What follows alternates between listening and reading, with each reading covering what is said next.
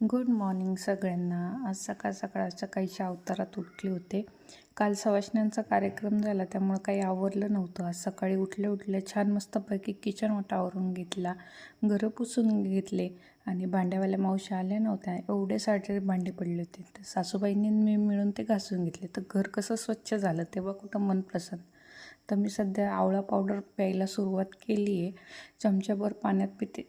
इतकी बेकार टेस्ट आहे, पण प्यावी लागते कारण की केस खूप गळतात. नंतर चहाशिवाय तर काही होतच नाही. चहा पिले, मस्त आंघोळ करून फ्रेश झाली आणि स्किन केअर करून घेतलं.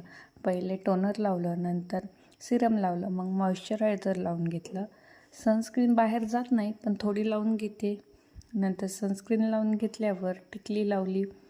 टिकली तर मेन असलीच पाहिजे, नाही नसली की सगळ्यांचे टोमणे ऐकावे लागतात. नंतर सिंदूर लावून घेतलं. सिंदूर लावायला मला खूप आवडतं. नंतर चष्मा घालून अशी रेडी झाले. कशी वाटते